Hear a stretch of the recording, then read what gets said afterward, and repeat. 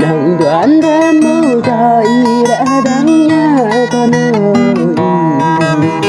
đừng đoán ra mưu nào không ai người đã buồn đau.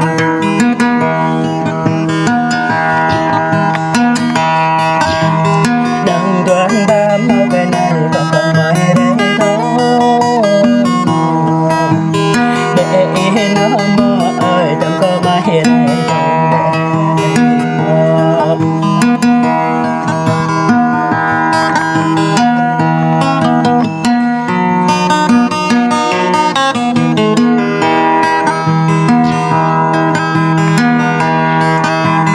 Rỡ rưng đi mà anh không có đánh vì sắc hùng đất mơ, rỡ rưng đi mà vừa nhìn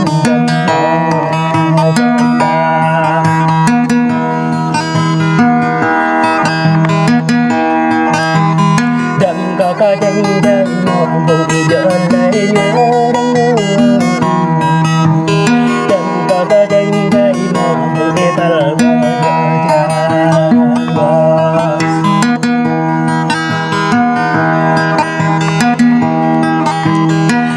nghe bữa nữa mọi lại ra vui đâm tại dạ lắm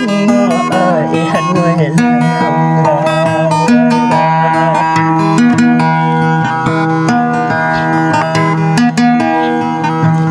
mong có nên nói cả đang lấy cả đứa coi đâm nó ơi cũng e đã hẹn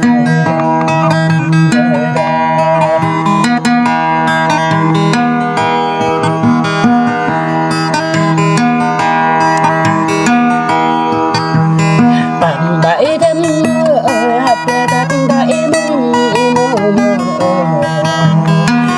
bị bắt ngay tầm đoạn về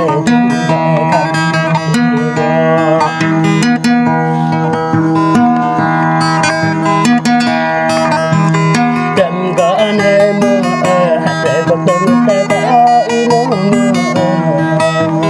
trầm có tơ đỡ đang rồi bằng e đủ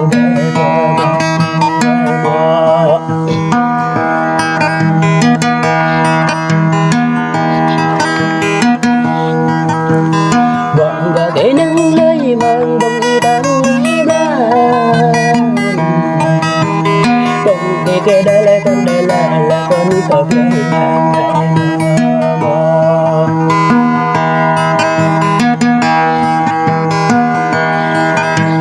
đừng có lấy vợ sang gần đi để hát đây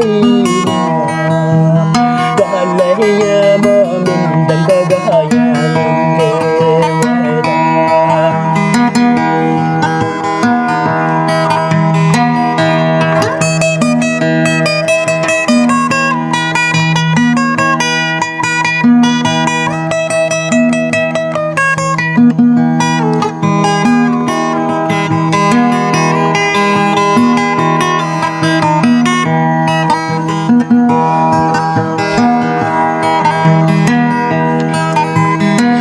đoán ra mưu này đã đáng ba đâm đau lòng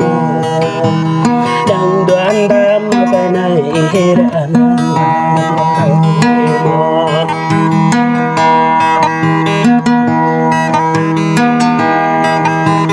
đã để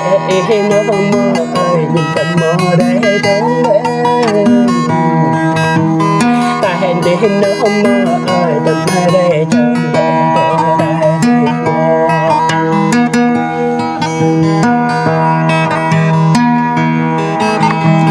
mộng cái bữa thơ nói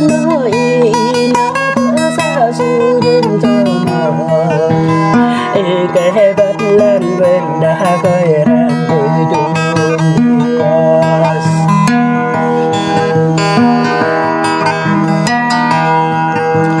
mộng có cái bất lên con tôm đừng đã khơi ra vô lưu là mơ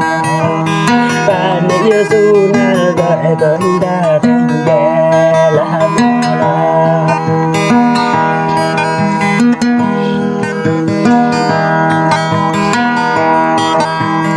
in để bắt lên giờ lại đã bay ra bông lòng cái bất lăng lời cô đã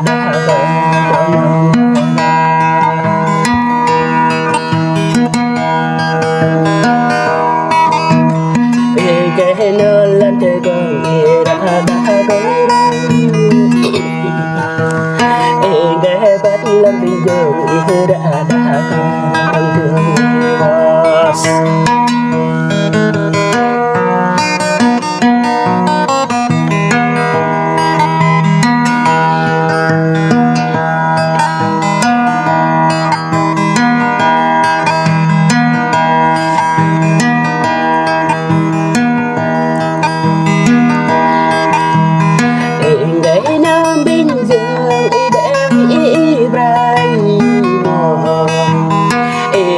nào đêm nay rải đi năm nào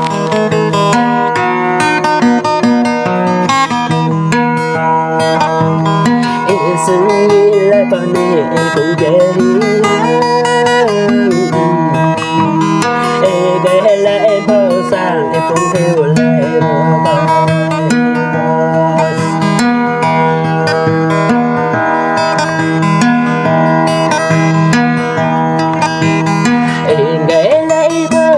cùng em nhung lối bay đời nó không mơ ai cùng em nhấp nhung lòng đời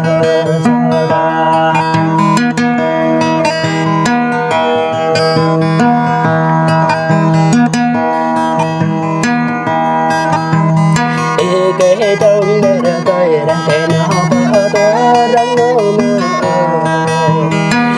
lệch vô mãi dầm làm ta đi hồng nhà là một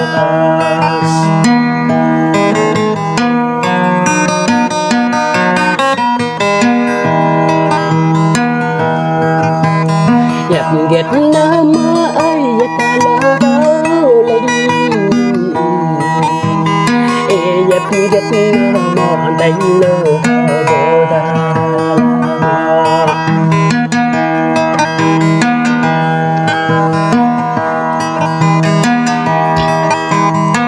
lại vợ mơ giờ Giêsu bằng đây bên giờ lại vợ mơ giờ phải thấy đang buồn và là một